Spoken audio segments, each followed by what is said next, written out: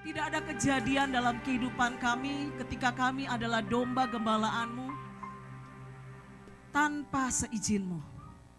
Sebab itu Tuhan, seperti lagu yang kami nyanyikan, kami mau terus bersyukur. Karena segala sesuatu yang terjadi dalam kehidupan kami adalah rencanamu Tuhan yang indah, yang mendatangkan kebaikan bagi kami.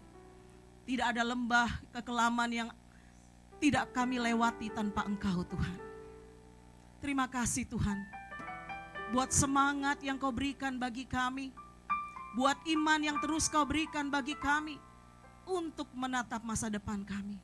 Sebab itu Tuhan Yesus, pagi ini kami tidak mau kehilangan momentum kami untuk mendengarkan suara Bapa kami, menasehati kami.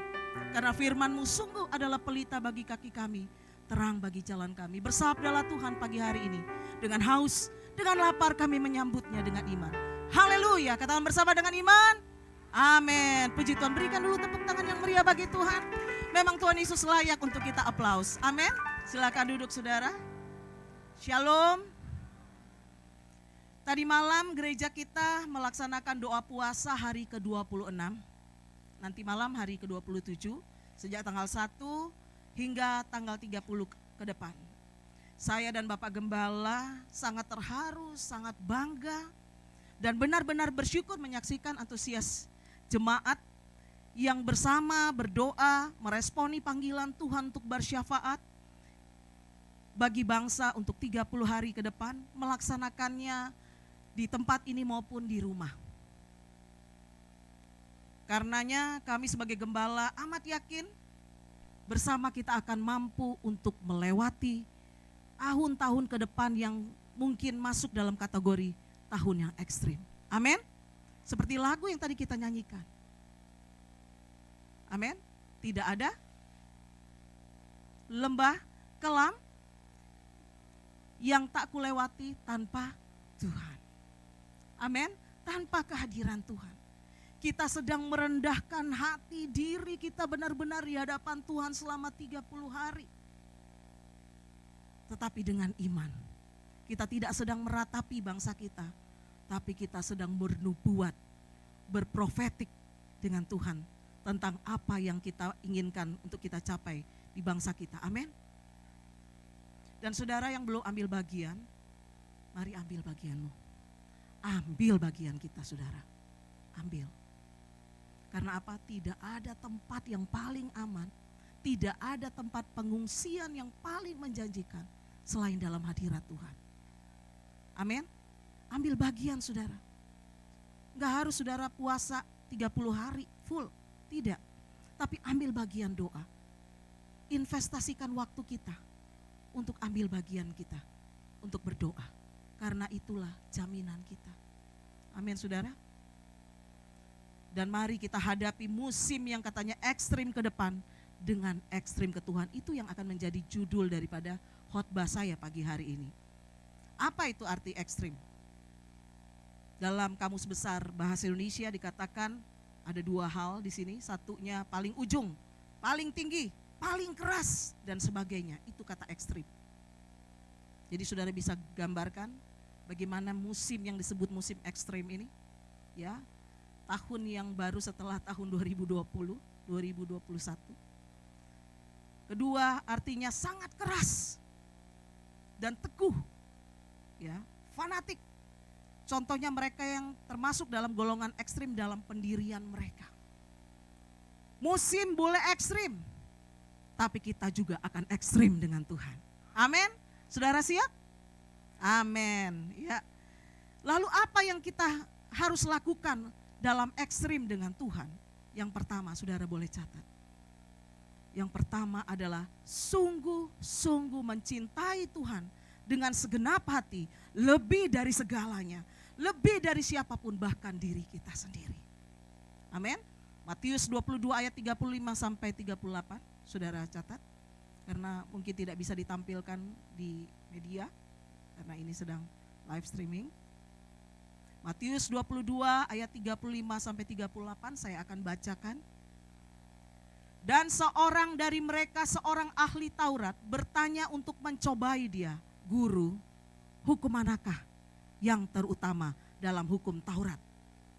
Dengar, jawab Yesus kepadanya, kasihilah Tuhan Allahmu dengan segenap hatimu dan dengan segenap jiwamu dan dengan segenap akal budimu.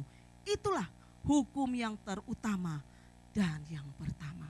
Saudara, kenal lagu ini? Aku mengasihi Engkau Yesus dengan segenap hatiku. Aku mengasihi Engkau Yesus dengan segenap jiwaku. Ya, sepotong lagu ini adalah gambaran bagaimana kita mengasihi Tuhan. Amin. Mengasihi dengan segenap hati, dengan segenap jiwa, dan segenap raga. Artinya semuanya hidup kita adalah tentang Tuhan. Karena memang hidup kita dari Tuhan dan untuk Tuhan. Dan hanya orang yang benar-benar jatuh cinta yang mampu meninggalkan segala sesuatu dan mengorbankan segala sesuatu hanya untuk orang yang dia cintai. Betul saudara? Apa katanya? Bucin. Istilahnya bucin buat yang pacaran sekarang ya. Istilahnya bucin. Dan pastinya hanya orang yang sedang jatuh cinta, yang terus online video call dari bangun tidur ya, sepanjang tidur, bahkan ke toilet, makan ya, nunjukin nasinya apa ya, semuanya dalam pantauan pacarnya. Demikian juga sebaliknya, tidur pun dalam keadaan ngorok, buka mulut, tidur ya, itu tetap live terus. Wah, kalau orang Manado bilang cinta forsa ya, orang-orang Manado tahu itu ya. Dulu saya sama Pak Jeffrey juga dibilang begitu sama keluarga kita, cinta forsa ngoni gitu ya. Tapi untung dulu nggak ada handphone, ya dulu nggak ada handphone. Jadi bayangin saudara ya, situasinya seperti itu aja bisa dikategorikan katanya cinta forsa, ya. Sebab itulah saudara, serupa itulah harusnya kita berjuang menghidupi persekutuan kita dengan Tuhan. Nggak ada jeda, nggak ada putus. Sama seperti tadi orang pacaran yang online terus, ya, kuotanya yang memisahkan cuma kuota, wifi, ya, dan hilang signal, cuma itu. Kalau yang lain apapun, ya, di tengah rapat berdoa, ya, pokoknya nggak ada putusnya, semuanya online, terus terhubung dengan kekasihnya. Harusnya kita juga demikian, amin. Karena Tuhan sudah melakukan hal yang ekstrim, saudara. Yakinlah bahwa Tuhan sudah dan selalu dan sedang melakukan yang ekstrim dengan kita. Dalam Roma 8 ayat 38 sampai 39. Roma 8 ayat 38-39 kembali saya bacakan supaya ini bisa didengar, dilihat oleh jemaat yang online. Roma 8 ayat 38 sampai 39. Sebab aku yakin bahwa baik maut maupun hidup, baik malaikat-malaikat maupun pemerintah-pemerintah, baik yang ada sekarang maupun yang akan datang, atau kuasa-kuasa baik yang ada di atas maupun yang ada di bawah, ataupun sesuatu makhluk lain, tidak akan memisahkan kita dari kasih Allah yang ada di dalam Yesus Tuhan kita. Amin. Bahwa tidak ada yang memisahkan kita dari kasih Allah. Bahkan dosa kita yang besar tidak bisa memisahkan kita dari kasih Allah. Loh, bagaimana bisa? Karena ada kasih Tuhan yang siap menebus dosa-dosa kita sebesar apapun, demi kita berada di mana Dia berada. Amin. Hanya kecuali kita tidak mau menyerahkan dosa itu kepada Tuhan. Hanya ketika kita tidak mau mengakui itu di hadapan Tuhan, kita merasa tidak butuh pengampunan, itu baru bisa terjadi. Itu yang memisahkan kita, yaitu kehendak bebas kita. Ingat, kalau saudara hubungkan Adam dan Hawa, kasih Tuhan terlalu besar Segala sesuatu yang dibutuhkan oleh manusia sudah disiapkan Allah dengan amat cantik dan sempurna. Tetapi akhirnya hal itu terjadi. Dosa besar itu terjadi ketika mereka memilih tidak mentaati Tuhan. Dan bagaimana ciri tanda kita sebagai orang-orang yang mengasihi Tuhan dengan sungguh-sungguh, mengasihi dengan ekstrim kepada Tuhan? Kembali angkat pujian lagu ini dengan musik.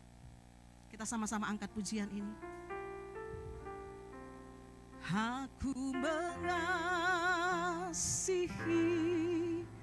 Engkau Tuhan dengan segenap hatiku. Aku mengasihi Engkau Yesus dengan segenap jiwaku. Renungkan kata-kata ini. Ku renungkan firman-Mu siang dan malam. Ku pegang perintah-Mu dan ku lakukan. Amin. Engkau tahu ya Tuhan, tujuan hidupku hanyalah untuk menyenangkan hati-Mu. Yohanes 14 ayat 15, kembali catat. Jikalau kamu mengasihi aku, kamu menuruti segala perintah. Amin. Jikalau kamu mengasihi aku, kamu akan menuruti segala perintahku. Dan Yohanes 14 ayat 21 sampai 24. Kembali catat saudara, Yohanes 14 ayat 21 sampai 24. Barang siapa memegang perintahku dan melakukannya, dialah yang mengasihi aku. Dan barang siapa mengasihi aku, ia akan dikasihi oleh Bapa-Ku, dan aku pun mengasihi dia dan akan menyatakan diriku kepadanya. Amin. Mari jadikan Tuhan kekasih jiwa kita, saudara. Amin. Untuk menghadapi musim yang ekstrim, keadaan yang ekstrim. Salah satu cara untuk kita menghadapi adalah ketika kita menjadikan Tuhan kekasih jiwa kita. Sehingga tidak ada yang kita lewati. Segala musim yang harus kita lewati tanpa Tuhan. Karena disitulah hati kita melekat kepada Tuhan. Dan firman Tuhan katakan, maka aku berkenan kepadanya. Kepada mereka yang melekat hatinya kepada Tuhan, firman Tuhan katakan, aku berkenan kepadanya. Mari kasihi dia dengan sungguh-sungguh, dengan segenap jiwa kita, dengan segenap raga kita. Ekstrim yang kedua dengan Tuhan adalah sungguh-sungguhlah berurusan dengan Tuhan di dalam segala aspek kehidupan kita. Sungguh-sungguhlah berurusan dengan Tuhan di dalam aspek kehidupan kita. Kolose 3 ayat 23. Saudara pasti pernah jadikan ini salah satu ayat emas saudara. Kolose 3 ayat 23. Apa saja yang kamu lakukan, lakukanlah dengan segenap hati seperti untuk Tuhan dan bukan untuk manusia. Hidup kita harus semua tentang Tuhan. Semuanya tentang Tuhan. Kita mau kita jadi orang yang sukses demi nama Tuhan dikenal dalam kehidupan kita. Kita mau jadi orang yang loyalitas dalam pekerjaan kita demi orang lain menilai Tuhan ada di dalam kita. Orang Kristen gitu ya. Bukan hanya agama, jangan karena agama kita, label kita, kita dicela. Tuhan dicela. Masa orang Kristen begitu kelakuannya? Nah. Amin saudara. Hidup kita harus semua tentang Tuhan, dari Tuhan dan untuk Tuhan. Dan Tuhan sudah lebih dulu kembali, kalau tadi bilang mengasihi kita dengan ekstrim, dia kembali Tuhan, kembali ya, berurusan dengan kita secara ekstrim. Di mana itu? Roma 8 ayat 28. Ya, ini kembali ayat emas.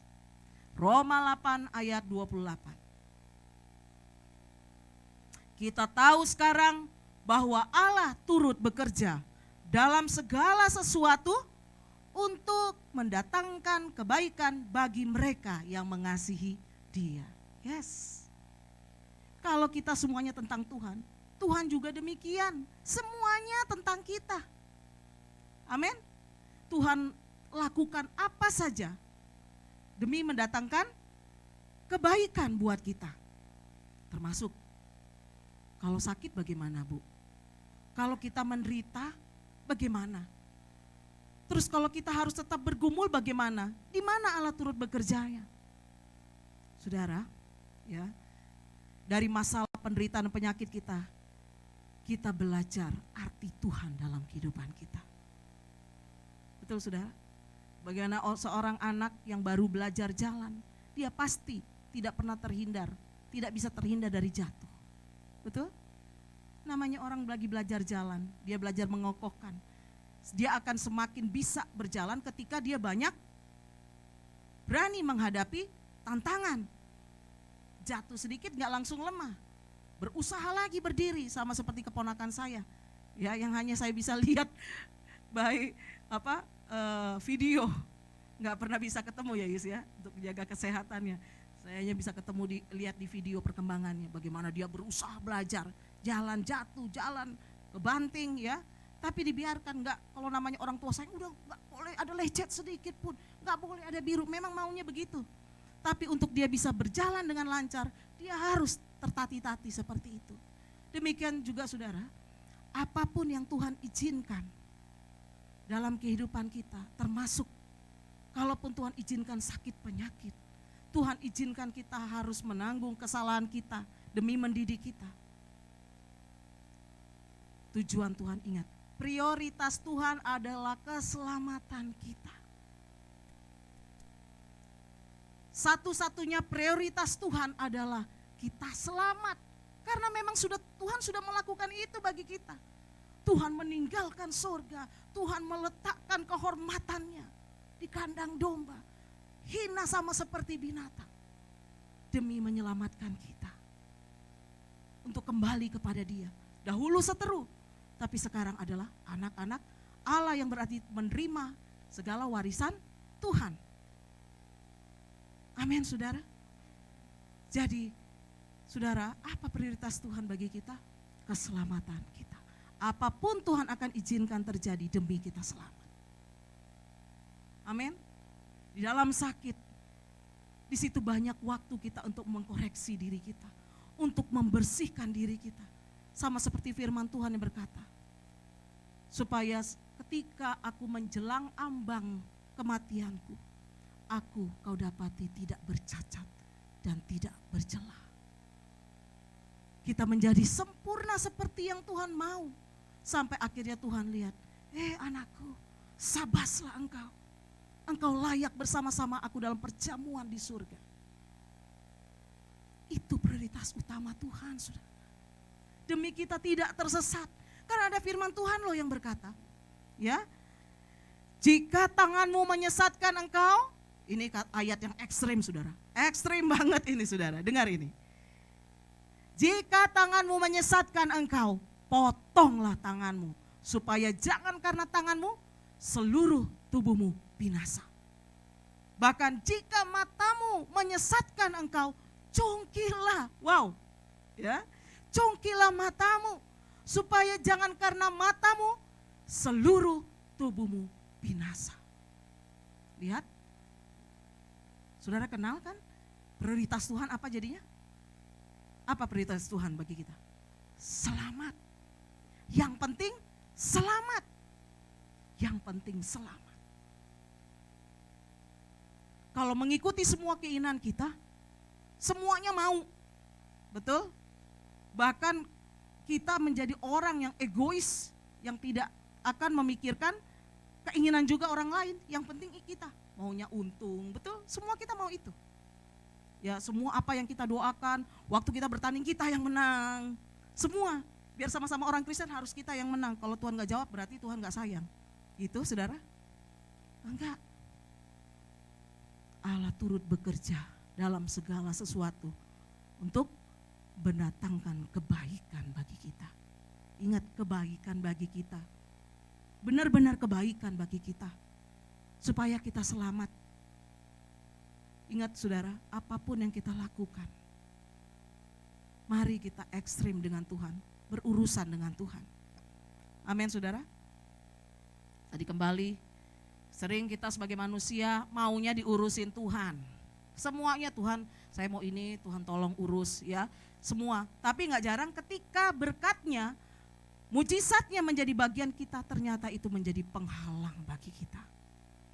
Untuk menjadikan berkat itu prioritas kita, sang pemberi berkat itu yang tujuannya memberi berkat kita agar kita benar-benar bersyukur dan melekat hatinya kepada Tuhan, tapi berbalik menjadikan dia berhala. Dan itu kekejian bagi Tuhan. Gak kaget kalau kadang Tuhan harus ya tidak menjawab doa kita seperti yang kita mau. Demi apa? Kita selamat. Amin saudara. Rasul Paulus pun dididik Tuhan. Siapa yang tidak dididik Tuhan? Rasul-rasulnya zaman dulu. Sampai akhirnya mereka mati dalam keadaan sabas. Amin. Sabas. Suci, layak berkenan di hadapan Tuhan. Layak untuk masuk dalam kerajaan surga. Karena dengan berkat yang Tuhan nilai itu, walaupun keinginan kita bisa menjadi mendadak lupa berdoa, mendadak lupa ada jam ibadah, lupa baca Alkitab, lupa baca renungan, lupa kembalikan hak Tuhan, bahkan lupa diri. Kalau kita ada ini cuma karena Tuhan. Saudara, ini kita akan menutup 4 hari ke depan. Menutup tahun ini saudara. Dan kalau sampai saat ini kita ada di tengah ancaman yang luar biasa, yang kapan saja menjadi giliran kita untuk berpulang kepada Tuhan. Caranya kan masing-masing Tuhan izinkan terjadi. Berarti ada urusan yang Tuhan ingin kita sama-sama berurusan dengan Tuhan. Amin. Berbahagialah kita yang mengambil bagian dalam doa kita. Walaupun saudara di rumah, ambil bagian kita. Dan ini waktunya kita membersihkan diri saudara. Bersihkan diri kita. Sebagai gembala saya ingatkan kita, mari kita terus bersihkan diri kita. Amin. Sama seperti sebenarnya protokol pandemi ini ya. Mencuci tangan, menjaga jarak, memakai masker. Tambah lagi katanya 4M. Ya. Menaikkan imun dan iman. Betul? Itu juga yang terjadi dalam protokol kerajaan surga. Ini waktunya anak-anak Tuhan. Walaupun tempat membatasi kita untuk bisa datang ke gereja, bisa beribadah secara offline, tidak bisa semuanya disiapkan tempatnya untuk bersama-sama ibadah. Jangan sampai iman kita mati ketika kita ada di rumah.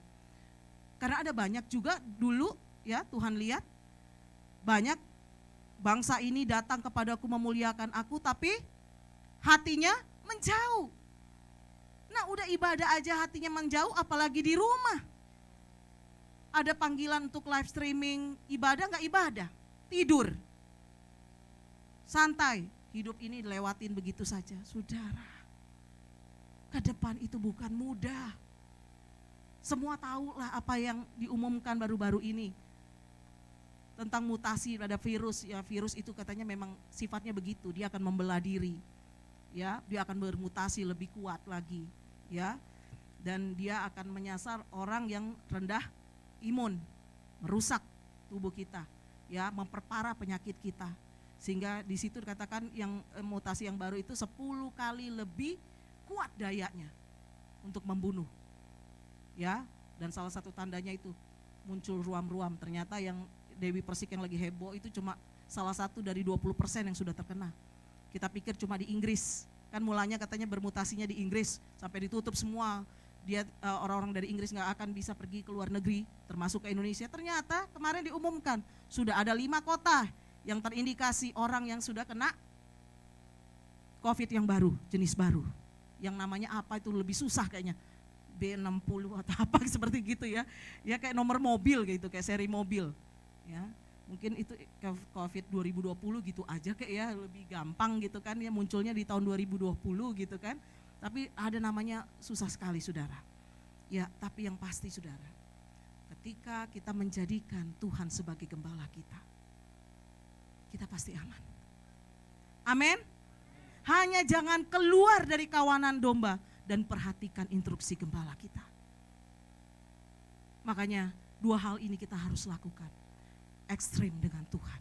Yaitu apa? Pertama, mengasihi Tuhan dengan sungguh-sungguh, dengan segenap hati, dengan segenap jiwa. Yang kedua, sungguh-sungguh berurusan dengan Tuhan. Apapun pekerjaan yang saudara lakukan, aktivitas yang saudara lakukan, deal-dealnya adalah demi nama Tuhan dipermuliakan. Tuhan disenangkan. Kalau itu tidak menyenangkan hati Tuhan, tidak sesuai firman Tuhan, tolak. Walaupun kita harus mengikis kedagingan kita. Aduh, padahal kalau gua iya nih, 2M nih. Ya, ratusan juta, itu 5.000 aja sekarang berharga sekali. Ya kan, sekarang Indomaret aja tutup jam 8. Restoran tutup jam 7. Saudara bisa dapat gambaran bagaimana tahun 2020, 2021 situasi ekonomi kita. Jadikan Tuhan gembala kita. Ekstrim dengan Tuhan. Amin. Sebuah pasal dalam Mazmur 23 ayat 1 sampai 6 akan menjadi penutup renungan firman Tuhan kita pagi ini. Saya akan bacakan saudara, Mazmur 23 ayat 1 sampai 6. Mazmur Daud, Tuhan adalah gembalaku, takkan kekurangan aku. Daud kenal betul siapa Allahnya, sehingga ayat ini adalah kepuasannya Daud kepada Tuhan. Puas sekali dengan cara Tuhan mengembalakan dia. Sehingga dia katakan, takkan kekurangan aku. Daud adalah saksi hidup. Amin. Saksi bagaimana Tuhan ketika menjadikan Tuhan sebagai gembala. Maka apa yang dialami Daud, demikian juga akan kita alami. Semua anak Tuhan akan alami. Amin. Ia membaringkan aku di padang yang berumput hijau. Ia membimbing aku ke air yang tenang. Ia menyegarkan jiwaku. Ia menuntun aku di jalan yang benar oleh karena namanya. Saudara minta berkat, saudara minta terlindungi, saudara minta sehat. Itu juga mau Tuhan atas kita. Amin. Tuhan juga gak mau kita menderita saudara. Itu rencana Tuhan. Itu planning Tuhan sebagai gembala ketika kita tetap taat dalam kawanan. Tidak keluar.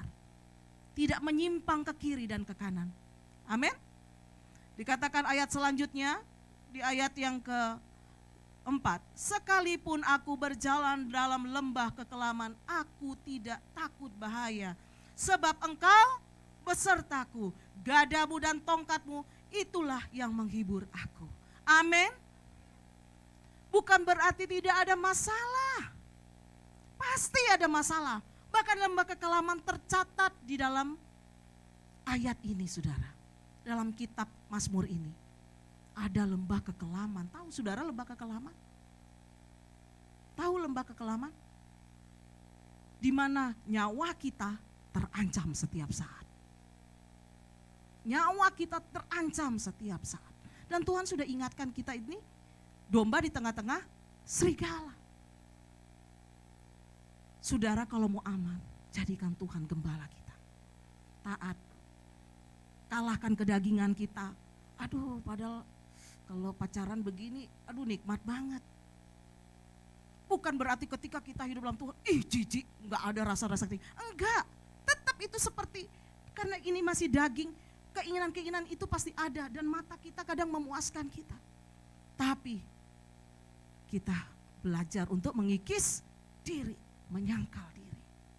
Amin. Untuk taat kepada Tuhan. Enggak. Kata Tuhan, di luar aku, di luar kawanan itu serigala sedang bersembunyi untuk menanti memangsa kita. Betul kan? Ingat waktu Tuhan meninggalkan 99 dan mencari satu domba, akhirnya dia kenapa? terjerat, sakit, menderita, nyaris mati. Kalau bukan Tuhan menolong dia, mati dia di situ.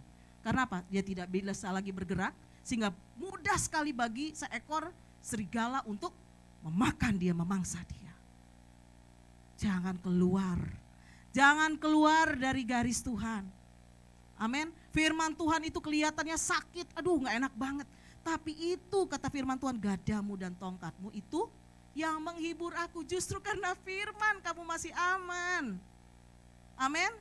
Kelihatannya itu batas bagi kita, tapi ternyata itu adalah pelindung bagi kita dari yang jahat. Amin.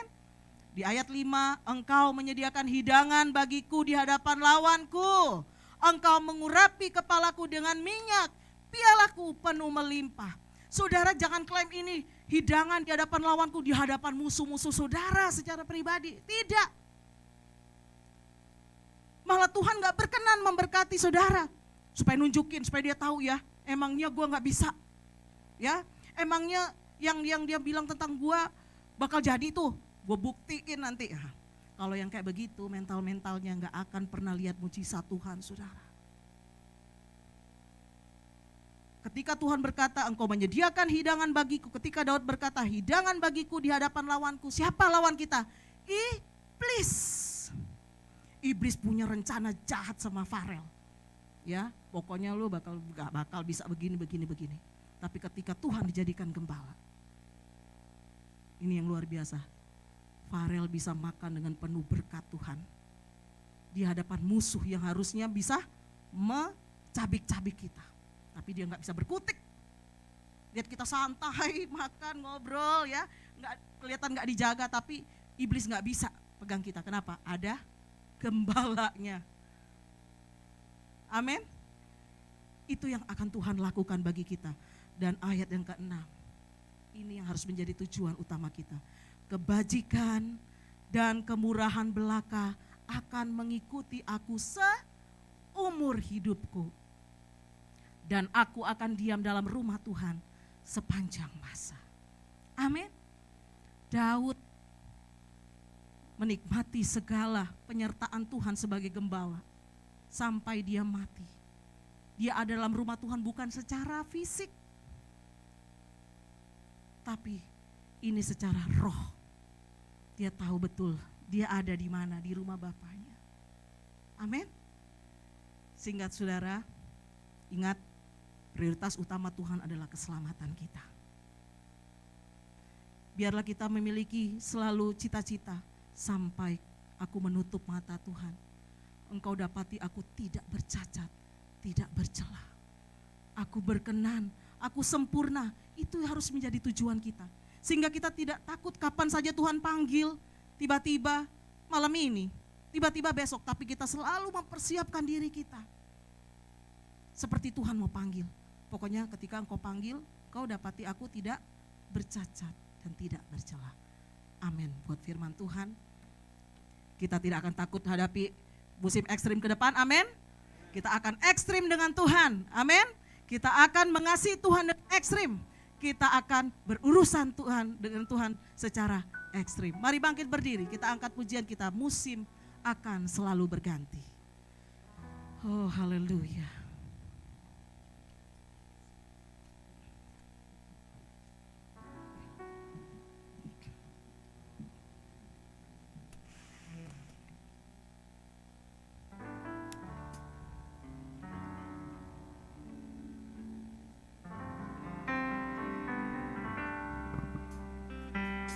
Musim akan selalu berganti, kasih Tuhan tetap abadi, tak akan berubah sampai selamanya. Ku tetap percaya, ku yakin Tuhan memberi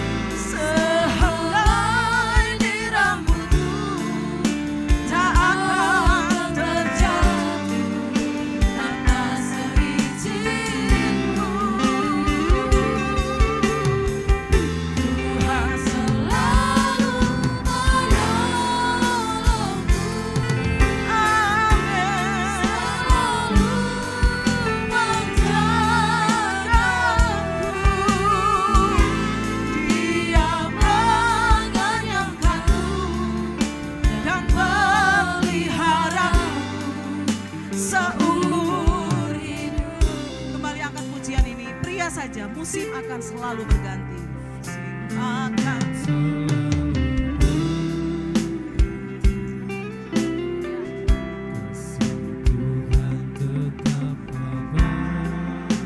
tanamkan itu di dalam pikiran kita dan hati kita.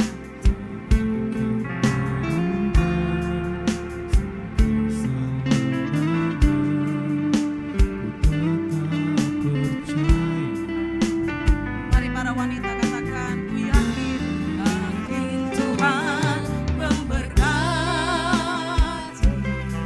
Amin. Yakin Tuhan melindungi. Burung di udara Tuhan pelihara, karena kasih-Nya. Sama-sama dengan iman katakan,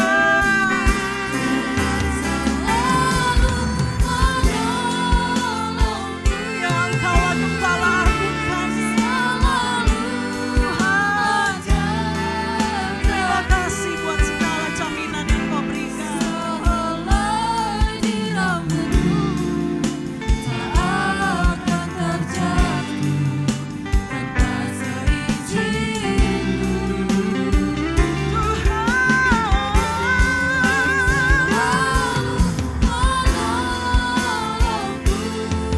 Oh, selalu menjagaku. Dia mengenyangkanku dan peliharaku seumur hidup. Dia mengenyangkanku, Dia mengenyangkanku dan peliharaku seumur hidup. Amin. Mengenyangkanku dan peliharaku. Dengan iman katakan, seumur hidup. Yes, haleluya. Terima kasih Tuhan. Terpujilah Tuhan atas firman yang kami dengar. Dan terpujilah Tuhan yang akan terus berkarya melalui kehidupan kami. Dalam nama Yesus kami mengucap syukur buat firman-Mu. Haleluya. Kata bersama dengan iman. Amin.